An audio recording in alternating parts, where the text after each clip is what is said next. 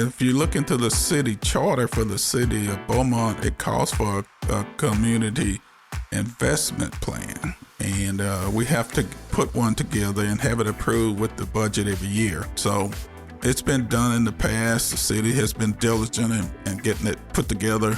So we're excited to update it this year.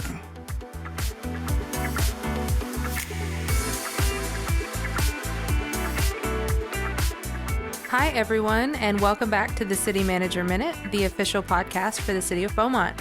Today, we have some fantastic news to share. The brand new Community Investment Plan was approved, and it's going to bring a wave of positive changes to our town. In this episode, we'll be diving into the details of this comprehensive plan, highlighting some of the key projects it encompasses and how it will benefit you. I am joined again by our City Manager, Mr. Kenneth Williams. How are you doing? I'm doing great, Paige. How about you? I am doing great. It is officially spooky season, and I am here for it. We're all excited and look forward to it. So let's start from the beginning. What is a community investment plan, and what is its purpose? Well, community investment plan. And in the past, it was called a community improvement plan, but still CIP, basically. And what it does is basically identify the infrastructure projects that the city's going to need going into the future. It's a 5-year plan. It identifies major projects for the next 5 years that the city's going to have to put in play to make sure important infrastructure such as water, wastewater, roads, etc., is kept, maintained, or replaced or reconstructed to make sure we have the best infrastructure the city of Beaumont can have. When did discussions start for creating this CIP? And how did discussions turn into this huge document? Well, quite honestly, this started some years ago. If you look into the city charter for the city of Beaumont, it calls for a community investment plan, which was at that time community improvement plan. So we just changed the wording a little bit. So it's called for in the city charter, and we have to put one together and have it approved with the budget every year. During our last meeting, in which we improved the budget, there was a separate line item just to approve the community investment plan. So it's been done in the past. The city has been diligent in getting it put together. So we're excited to update it this year. Very cool. How did we decide what we were going to put in the CIP? Oh, no, that's a major undertaking for sure. You know, we take things that have been worked on in the past and haven't been completed yet. We identify new projects that are going forward to put into that plan. And that information comes from various sources. It comes from our public. It comes from our city staff. It comes from city council.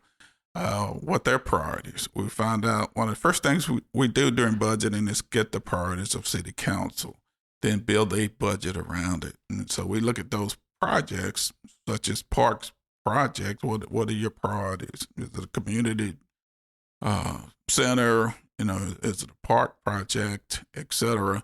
And we include that in a CIP. And we figure out one, sources of funding. Two, because you can't just say we're going to have a project and not know how we're going to pay for it. So we have to look and see, is it going to be funded through the general fund? Is it going to be funded through water, wastewater fund? It's going to be funded through sales tax, property tax, etc., and put it into play. But it's for 5 years of key infrastructure that the city is going to need going forward. So I'm looking at the CIP now, and there are 7 major buckets. There's parks, recreation, facilities, water, wastewater, drainage, and streets. It seems that quality of life and infrastructure are pretty big focuses for the next few years. Yes, it is. It's a way to provide infrastructure, but it's also to assure that we provide an excellent quality of life for our citizens, to make sure they have those things that they're going to need, to make sure they're going to have an adequate transportation system, adequate road system going forward, to make sure they're going to have those parks in their neighborhood, or maybe a central park that everyone can do activities, etc. But then water, wastewater, it takes our infrastructure. We've experienced some water and wastewater issues in the past, and we want to make sure going forward we're building into our budgets and into our improvement plan the infrastructure that's going to be needed to make sure that we have an adequate water distribution system or adequate water transmission system.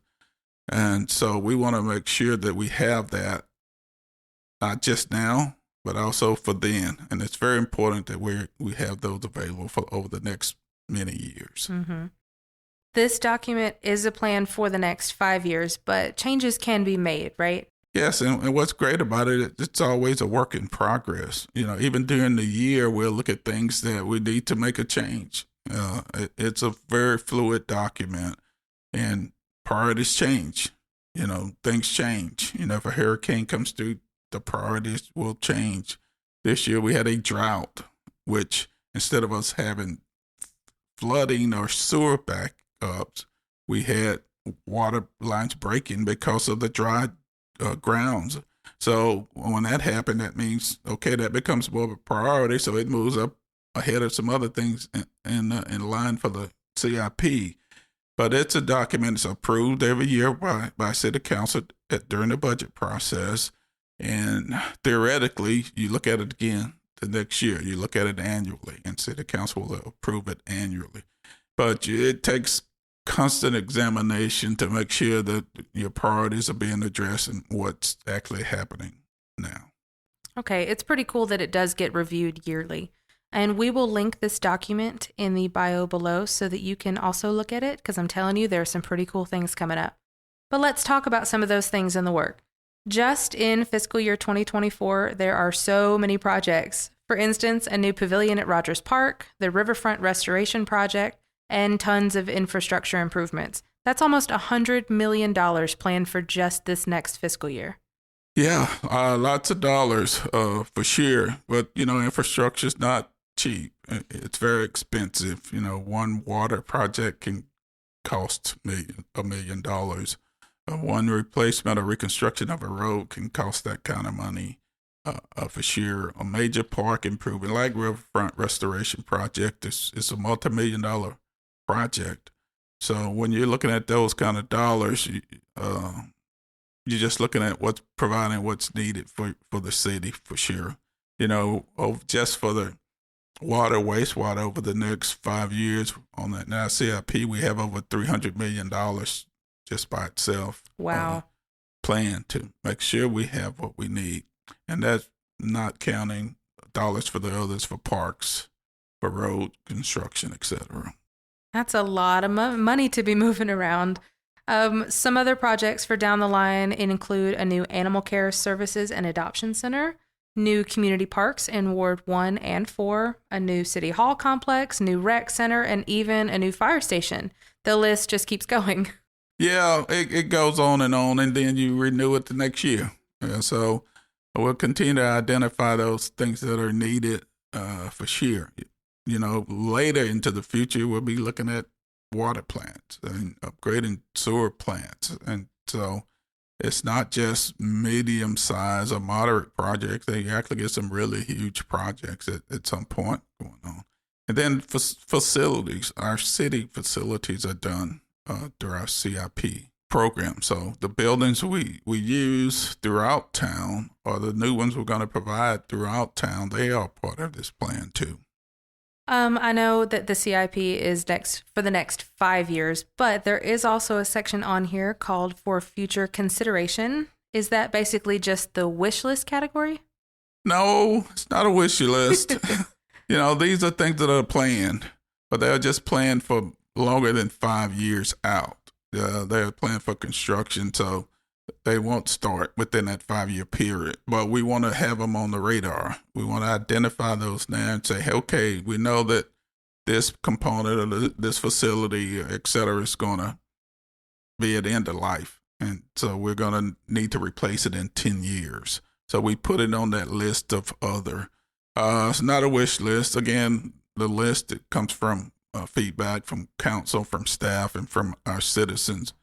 And it's just a thing of priorities. We're very careful with citizen revenues, dollars, taxes. We want to be good stewards of those dollars. So we want to make sure we're doing the things that absolutely need to be done, and that's what we work on. That makes total sense. So I see these buckets here are really quality of life heavy and infrastructure heavy, but we're also doing some public safety improvements that might not necessarily be in the CIP, but they are coming for next year. Oh, absolutely. We're spending a lot of dollars on public safety. It's one of our priorities for our community, and we're making sure that we're doing that. We have to buy police cars, spend millions on police cars and fire trucks. One fire truck can be over $1 million just by itself, so we have to spend those dollars. It does touch on infrastructure, CIP, just a small bit because the fire stations that we build is basically planned for in the CIP program, and anything we do with the police department for its facilities.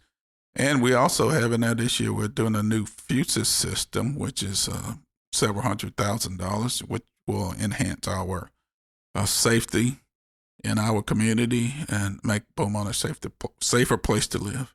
Where does the funding come from? Oh, you would ask that question. I would. Funds come from a myriad of sources for this because the different projects have different funds. Like water and wastewater projects are funded out of an enterprise fund called the Wastewater Enterprise Fund. And those dollars come from dollars that you pay your water bill or wastewater bill with. We do some things with sanitation, and those dollars come from our solid waste fund, and those dollars to be used only in solid waste projects. Then general fund projects, which can be used on road projects and park projects. That comes basically from sales tax. It comes from property tax payments, and it has to be used on those things unless council sees fit or approves it to be used otherwise. So wherever we take a revenue source, it has to be used on those activities. Whatever we take up from your water bill or wastewater bill, it has to be spent on water projects or wastewater projects like that. We have some other sources of revenues from fees. We get what we call hot tax, which money comes from hotel stays, from visitors out of town that we can use on tourism, etc. So that's where the dollars come from a wide variety of sources. But typically, though, you have to spend those dollars on the source that generates that money. I see. So it really is a collective effort as far as this community investment plan goes. It really comes from all over the place, but it's all for community improvement. Absolutely, and a community has to have one. It was very forward thinking for the city of Beaumont to put this in place some years ago. And now we're just continuing to carry that out and improve upon that and what was put in place years ago, for sure. Because you have to plan for your future. You have to plan for your infrastructure. No one wants to be caught in traffic because the city didn't provide adequately for streets, So we use this as a way to make sure that the city has the things that you're going to need for infrastructure for now and into the future. All of this sounds really exciting and really promising. So when will the fiscal year 2024 projects start? Well, they'll start October 1. October 1 of this year, that's when the new budget fiscal season starts for us. So as soon as that starts, some of these projects will start getting into play. It will take a time for some of them to be implemented because usually they're major projects. So you have to go through planning, you have to go through engineering, they have to be designed. So you might not see construction start sometimes until a year or whatever, but we can start spending those dollars when the new fiscal year comes into play. Very cool. Yeah, so already hitting the ground running here. Well, I cannot wait to see our community blossom. All of these infrastructure improvements, and particularly, will be a welcomed sight for our city. Absolutely. We're excited about it, and we look forward to it. It provides great things for our city, the infrastructure, but it also provides jobs. We have a lot of people who work, and it creates jobs, and it creates dollars for spending. We buy a lot of our supplies and equipment here. We hire a lot of contractors to do work on the CIP because these are major projects that create major dollars. So that's money the city puts back into the community. And so we're excited about the projects, but not just the projects, just about the economic value that the CIP adds. And there you have it, folks, the exciting details of our recently approved community investment plan. These projects represent a brighter future for our community where we'll have better facilities, cleaner water, improved drainage, and beautiful parks, and even more. We'll continue to keep you updated on the progress of these initiatives as they unfold. Mr. Williams, is there anything else you would like citizens to know? Well, just thanks again for you having me on the program. You, Communication Department, Lauren and Kevin, who works behind the scenes to make sure that this happens. And when we look good, you and I, but it takes a lot of work to put this on. Again, we encourage feedback from the community. We want to hear what you want to hear us talk about, for sure. If there's a question about something, submit that question to us, and we'll be glad to explain it. Absolutely. If you have any questions or feedback or topics you would like us to discuss, please email them to us at communications@beaumonttexas.gov. And again, we will link that CIP in the description below so you can go check it out for yourself. Well, thank you once again for joining us. It is always a pleasure to talk with you, and I really feel that a lot of community questions get answered when we do get to talk one-on-one like this. Very good. And thank you for having me. Thanks. I enjoy it tremendously. Me too, honestly. This is so much fun. And a huge thank you to our listeners. Stay tuned for our next podcast and have a great day.